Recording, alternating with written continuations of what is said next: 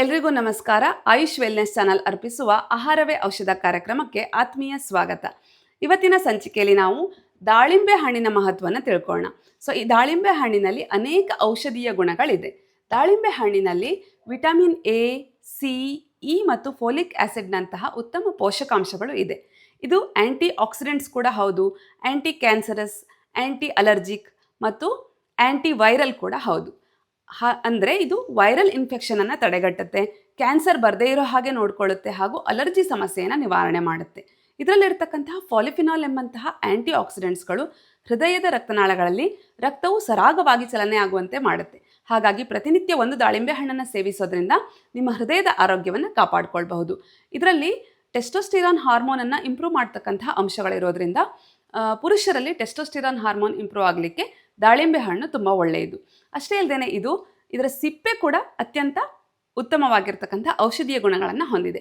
ಇದರ ಸಿಪ್ಪೆಯನ್ನು ಒಣಗಿಸಿ ಚೂರ್ಣ ಮಾಡಿ ನೀವು ಸೇವಿಸೋದ್ರಿಂದ ಅಜೀರ್ಣ ಮತ್ತು ಹೊಟ್ಟೆಯುಬ್ಬರ, ಅತಿಸಾರ ಭೇದಿಯಂತಹ ಸಮಸ್ಯೆಗಳಿಗೆ ನಿವಾರಣೆ ಸಿಗುತ್ತೆ. ಇನ್ನು ಈ ಒಣಗಿದ ಸಿಪ್ಪೆಯನ್ನು ಲಿಂಬೆ ರಸದಲ್ಲಿ ತೇಯ್ದು ಸೇವಿಸೋದ್ರಿಂದ ಕೂಡ ಹೊಟ್ಟೆಯ ಸಮಸ್ಯೆಗಳು, ಅಜೀರ್ಣ, ಅತಿಸಾರಗಳನ್ನು ದೂರ ಮಾಡಬಹುದು. ಗರ್ಭಿಣಿಯರಿಗೆ ತುಂಬ ಒಳ್ಳೆಯದು, ಯಾಕೆಂದರೆ ಫೋಲಿಕ್ ಆ್ಯಸಿಡ್ ಇರೋದ್ರಿಂದ ಗರ್ಭಿಣಿಯರಲ್ಲಿ ರಕ್ತದ ಪ್ರಮಾಣವನ್ನು ಇಂಪ್ರೂವ್ ಮಾಡಲಿಕ್ಕೆ ಸಹಾಯ ಮಾಡುತ್ತೆ. ಜೊತೆಗೆ ಇದು ನಿಮ್ಮ ಒಸಡು, ಹಲ್ಲುಗಳ ಆರೋಗ್ಯಕ್ಕೆ ಕೂಡ ತುಂಬ ಒಳ್ಳೆಯದು.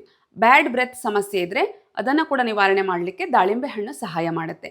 ಇದು 100 ಗ್ರಾಮಲ್ಲಿ ಕೇವಲ 83 ಕಿಲೋ ಕ್ಯಾಲರೀಸ್ ಇರೋದ್ರಿಂದ ತೂಕ ಇಳಿಕೆಗೆ ತುಂಬ ಒಳ್ಳೆಯದು, ಯಾಕೆಂದರೆ ಇದು ಜೀರ್ಣಕ್ರಿಯೆಯನ್ನು ಉತ್ತಮಗೊಳಿಸುತ್ತೆ ಮತ್ತು ನಿಮ್ಮ ಓವರಾಲ್ ಹೆಲ್ತ್ಗೆ ಕೂಡ ತುಂಬ ಒಳ್ಳೆಯದು.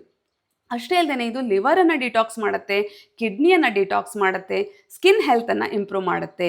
ಹೀಗೆ ಇದರಲ್ಲಿ ಸಂಧಿವಾತವನ್ನು ನಿವಾರಣೆ ಮಾಡ್ತಕ್ಕಂತಹ ವಿಶೇಷವಾಗಿರ್ತಕ್ಕಂತಹ ಆ್ಯಂಟಿ ಆಕ್ಸಿಡೆಂಟ್ಸ್ ಕೂಡ ಇದೆ. ಹಾಗಾಗಿ ಆಟೋಇಮ್ಯೂನ್ ಡಿಸೀಸ್ ಇರುವವರು ಕೂಡ ದಾಳಿಂಬೆ ಹಣ್ಣನ್ನು ಸೇವನೆ ಮಾಡೋದು ಒಳ್ಳೆಯದು. ಹೀಗೆ ಅನೇಕ ಔಷಧೀಯ ಗುಣಗಳನ್ನು ಹೊಂದಿರತಕ್ಕಂತಹ ದಾಳಿಂಬೆ ಹಣ್ಣನ್ನು ಪ್ರತಿನಿತ್ಯ ನಿಮ್ಮ ಆಹಾರದಲ್ಲಿ ಸೇವಿಸಿ ಹಾಗೂ ನಿಮ್ಮ ಹೆಲ್ತನ್ನು ಇಂಪ್ರೂವ್ ಮಾಡ್ಕೊಳ್ಳಿ. ಮತ್ತೆ ಮುಂದಿನ ಸಂಚಿಕೆಯಲ್ಲಿ ಸಿಗ್ತೇನೆ. ಧನ್ಯವಾದಗಳು.